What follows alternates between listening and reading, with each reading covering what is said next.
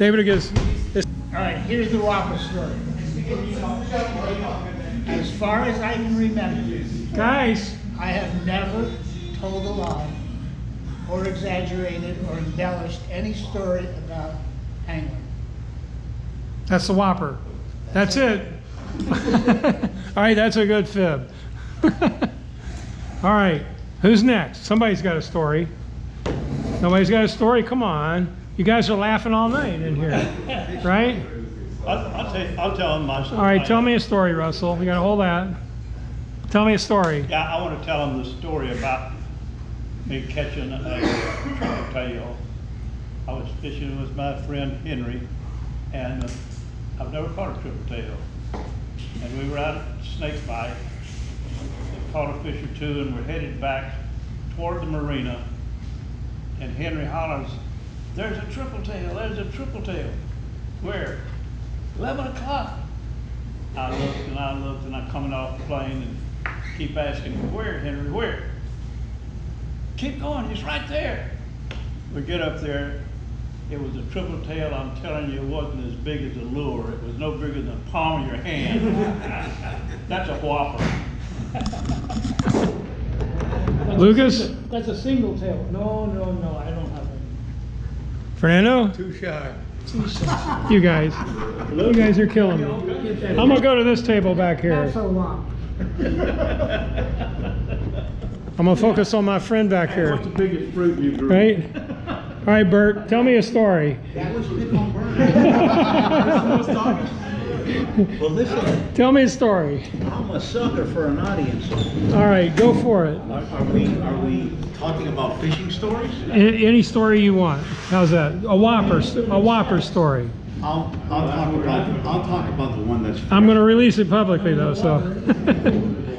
No. Why do you talk so soft when you're on? You gotta talk louder, come on. Okay. Saturday's trip with the club. I know that all of you went mangrove snapper fishing, so you guys hung a left. Me and Carlos, we hung a right.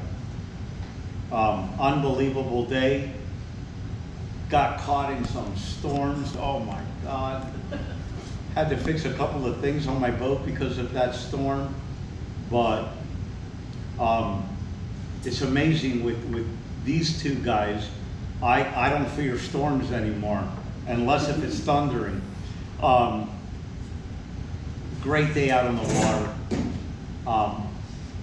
Me and Carlos caught. He's the star of the show. This mic should be in his hands. Do you permit me to say the story? Sure. Okay. He caught a tarpon. He caught the smallest redfish I've ever seen in my life. I think it was the smallest he's ever seen in his life too. How big? How big was it? Oh my Lord, there you go. Wait a minute, how big? All right. I think it might have even been smaller than that, but Give some credit. the rainstorm was exciting. I cast the lure and Carlos looks at me and says, "Bert, the tarpon hit your lure." And then I pull it and it pops loose. My boy throws that little magical little crab he likes to use, and he's on. And I'm in the middle of tying my main line to a fluorocarbon. I broke my line, and oh my Lord, a shark starts chasing after his tarpon. Bert dropped everything. Get the net. When I got the net, forget the net. I already got him on the boat. The tarpon shitting all over the boat. You know how I am with my boat, oh my Lord. But this shark chasing the tarpon, 13 snook that we caught, I actually got a good sized snook that shook his head and opened up his gill plates and cut my leader. Carlos saw it. Really? I'm not one of those BS fishermen. And it was funny because all the fish, 90% of the fish were caught after the rainstorm. Wet from head to toe. Came home and my wife looked at me and said, "You smell like garbage, man. Get in the shower."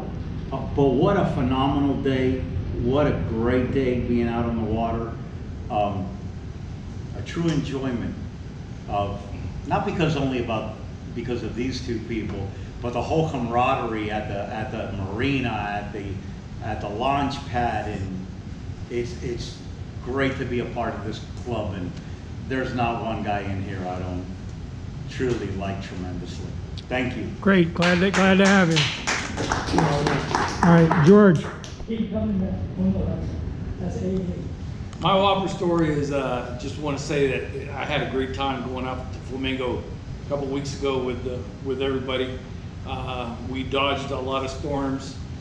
Rocky was with me on my boat, and Rocky he just spent the whole day taking pictures. Took great pictures. I was in the ladyfish, man. I was catching ladyfish left and right. But we had a great time dodging the storms, taking pictures, and trying to catch a few mangroves, which we did not catch. But we had a good time. Awesome. Did you feed a group of them? All right, Philip. It was cloudy. It was cloudy and we couldn't I find think it. Eddie should explain why we didn't find the group. He will next. Let Philip go first. So the first time I ever fished Chokoloskee Bay, I put in my sailing kayak with just one outrigger, no sail, over at Everglades City, and paddled across and anchored up in at Sandfly, and thought I'd maybe try redfish. So I cast around a little bit and didn't get anything. So I get a little cut mullet, stick it out there, and nothing.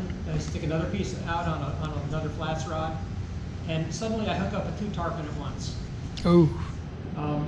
And so I got one on the 30-pound, jumping and stuff, and these are not little ones.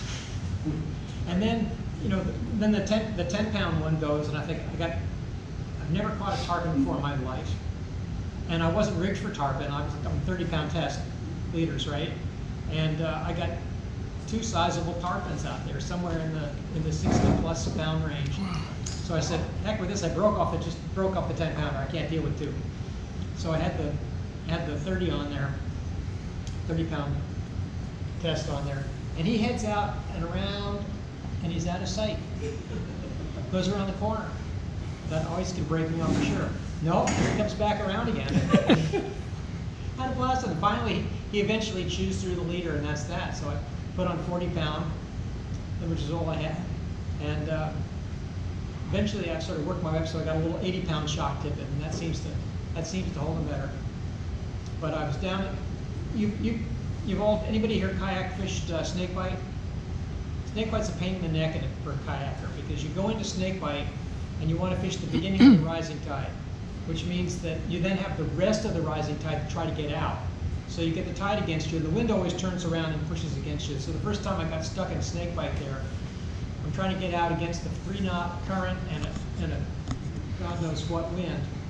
And so if you pedal as fast as you can make about 3 knots sustained against, or 4 knots sustained against about 3-knot current against you with the wind. So as soon as you stop to take a pee or unhook a catfish or anything else, You're back to where you started. About 100 yards. It takes you 3 hours to get into a snakebite, and you're totally exhausted. So I don't much like fishing snakebite, but I got tempted to go up again. I said, we're on the edge. Thought, I'm going to sneak around the edge. Come back, sure enough, the damn current and the wind and everything else. Boy, so I'm trying to get out of snakebite for the second time, and I see these 2 scimitar fins sticking up off the flat over by Joe Kemp Key.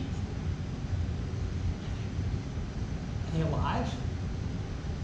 I got to find out, because they're just these big scimitar fins kind of going like that. So I was fishing for trout, so I had a chunk of shrimp on a little jig head, and I threw it out in front of the smaller one of those fins. 80-pound tarpon explodes out of the water with my shrimp. And then I discovered something that the experienced tarpon fishermen know, and that is you can steer a tarpon. So they like to go straight away from you. So if you move laterally this way, that way, he always is going to go, directly opposite to the tug. So I discovered I could steer the tarpon. So I had this 80-pound tarpon that towed me all the way from Joe Kemp Key back to the marina against a current and a wind. And finally I got up to the marina, I broke it off and went into the marina, and that was that. That's awesome. That's awesome. Eddie, come on, Eddie. I'm good. You always got a story. Tell us a story. I Tell us a story. I don't really don't know a story. Come on, sunshine. No, come on. Yeah. You got some kind of experience you've had. How can I know? I don't have a story. over the years. Eddie, Eddie. No, not today, not for me. All right, Carlos. No. Give me There you a go. Whopper. There you go. Oop, Represent. 305. I'll get to you in a second here. There we go. All right, so this will count for Eddie too, I guess. There you go. Our Whopper Snook, let's call it. A few weeks ago, we were in Chukmaski and we're running to one of our spots heading south, and our trusty leaky Nosinki boat had a little issue. So our motor decided to overheat, so we had to stop, and it was not starting again. It was I was starting to get a little worried that we were going to get stuck in the middle of the Everglades here.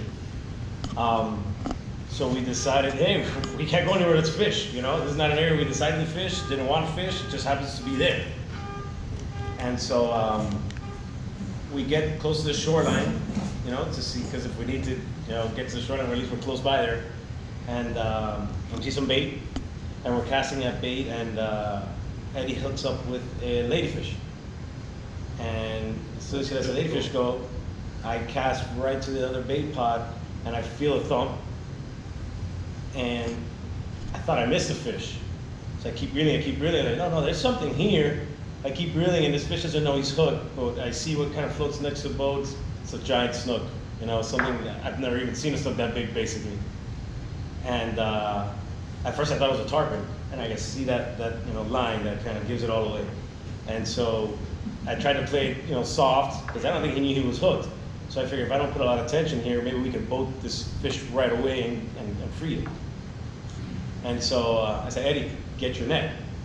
And Eddie said, I left my net. Oh, here we go. So that's basically when the fish realized that it was hooked. And before you knew it, it's running one way, and I'm running around. And I almost knock Eddie in the water to try to get around because the line's going under the boat, and then the fish runs the other way. And after a few minutes, Eddie gets his hands on a nice 37, 38-inch snook. That's my personal best. So Awesome. that was cool, just because I didn't even want to fish the area. I just wanted to kind of run to the other spot and just right place, right time kind of thing. The boat turned back on. We made it home. All right. Oh, and by the way, here's a picture of the fish. Oh, now you're talking. Eddie, you manhandle that snook? No, it's very No. gentle. Very gentle. And the rest of the story. All right, who else? Lucas? Lucas, I know you got a story. Tell us about your nephew. Tell us about your nephew. Here, let me move over here. He's gonna kill me for putting this on YouTube. Yeah, we'll blame it on Say him. the names. Yeah. You're My next. name is Jose Jimenez. Okay, well, my nephew and Mike, my friend, went fishing with CA up in Louisiana. They fished 2 days with CA and 2 days with another guy, and they caught gigantic redfish, 30s to 40s inches. Did you see a picture I sent you? Yeah. You did? It was gigantic. I mean, I can't imagine with a 3,000 reel and a medium heavy rod and 12-pound test, and you know, you catch this tractor trailer. But they enjoyed their trip tremendously, and that's my Whopper. All right. Hey, I got a question for you. What did they catch it on? What were they using as bait? Both of them only use lures, artificial lures. And CA, I think, fishes all artificial. Yeah, no, I know. but The I was other guy, I wondering don't know. If you knew exactly which one they were using. No. I steal anything from anybody whenever I can. My nephew catches everything with a jig head and a curly tail swimming mullet gulp, the white one. He catches snook, tarpon, It's a great bait. everything. That's all he uses. Mike, he changes a little bit. Me, I don't catch fish. Except for this. You're getting in my category. David, No Whoppers. well, tell us a story. Tell us a story. I got Tell us about our upcoming trip. Tom. Upcoming trip that we're gonna have. Tom was next. He left. Come on, David, tell us a story. You got some kind of story, I know. Redfish story, snook story, something. Tarpon? Been months. Well, it doesn't have to be recent. It could be 10 years ago.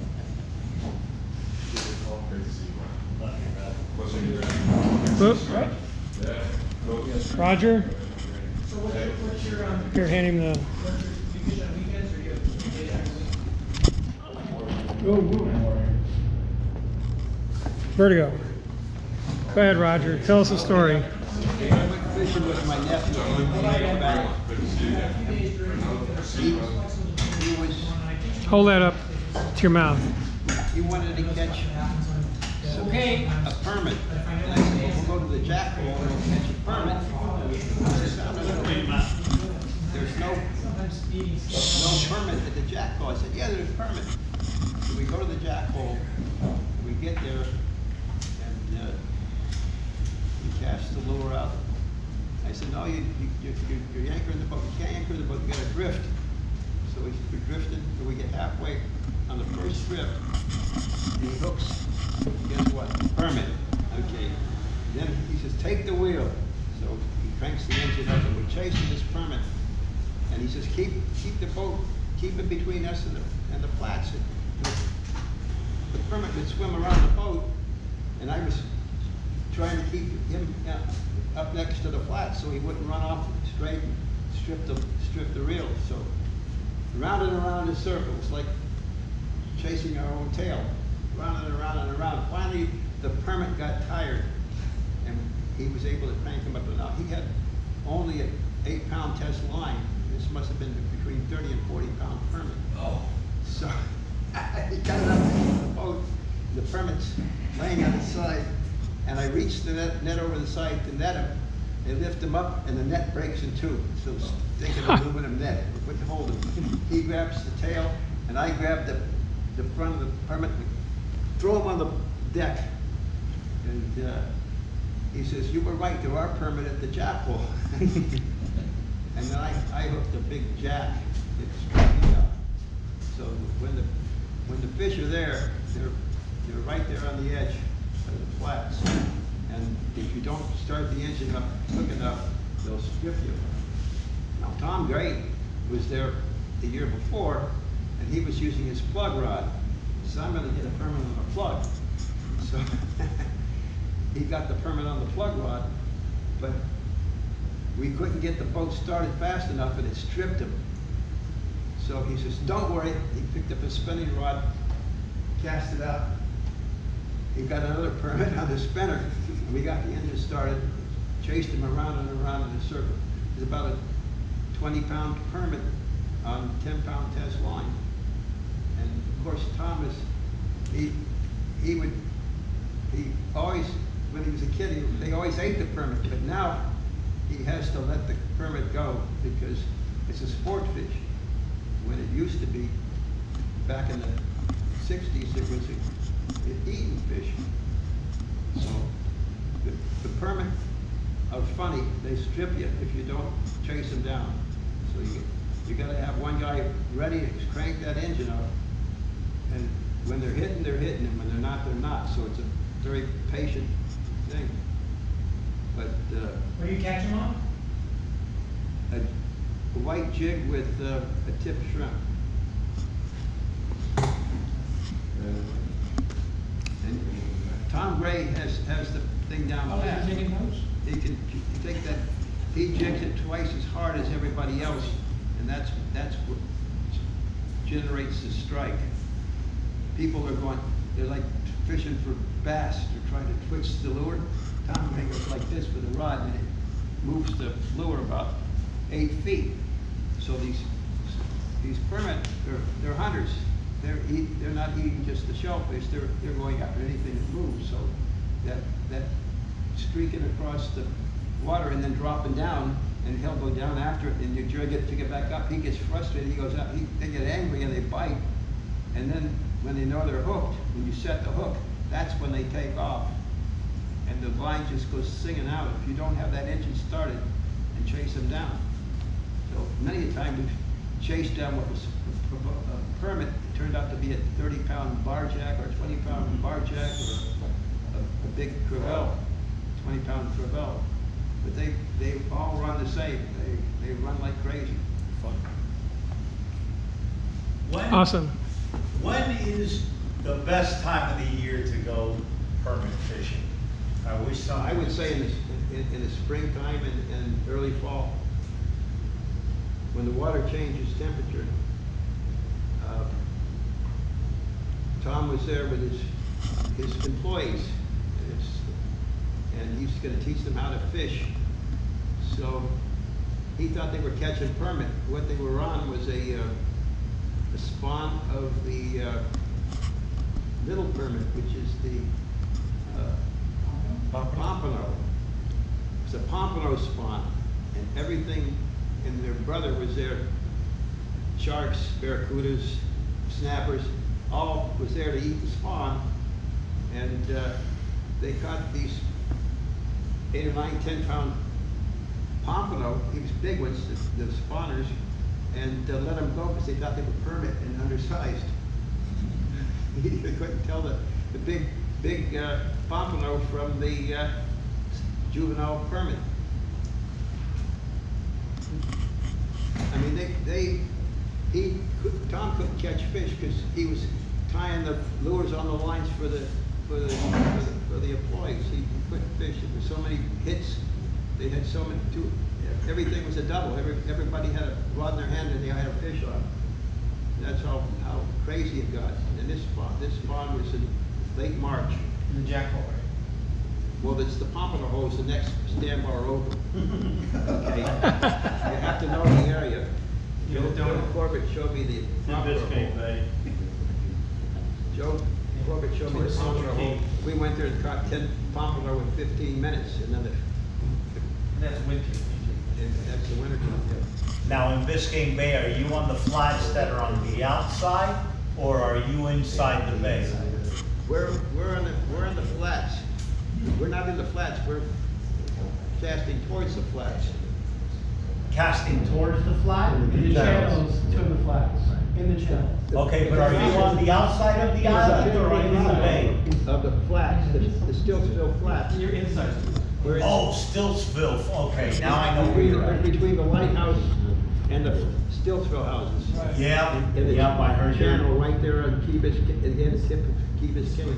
Do you see them coming in through the finger channels, or do you, or No, will this they'll is come not up? a finger channel, no, this is, I don't know what the name of the channel is, it's the channel east of the Biscayne Channel, What's that main challenge? Yeah. right next to the lighthouse. Really? We're fishing the flats. Jackal with was not on Stiltsville. Biscayne Channel. Jackal was a separate channel. No, but it's the The next Biscayne one over Channel. is Biscayne Channel. The next one over is the It Biscayne has all Channel. the markers going in. Right, yeah, the next one over, but this is east of the Biscayne Channel. On the east side of the flats, on the Stiltsville flats. Herman, it's We your were turn. fished that one day, and everybody in the club was there. Yeah, the jackal. They let me have a turn. All right, I'm gonna take a turn. All right. All right, I got a Russell story. Right, not that often I get Russell out on my boat, but I got a friend here, Carlos, told me he caught some fish on this flat over at Everglades City. Says, all right, I'm gonna go fish Carlos's lagoon. So we're in there, and it's what, 2 feet of water, right? 2.5, 3 feet. 2.5 feet of water. Russell's using a brown bucktail, tipped with a shrimp. He threw it about as far as from me to you out of the boat. Okay, and there was a little rustle for Russell, little flush of water, and then Russell hooked it, and it was a 6-foot tarpon. And it came up about 4 foot out of the water, out of the 2 feet water. It went 4 feet in the air. You remember that, right, Russell? Yeah. How big was his head? The head was as big as, bigger than yours or my head. He was huge. But you'd never think a fish that big would be in that shallow a spot. But it was Carlito's Lagoon, so I've been there 1,000 times since. Nothing been there since. Carlitos is good. I like that name. Yeah. All right, guys, that's it. All right, well, thank you, and we'll try to get this up on YouTube. All right.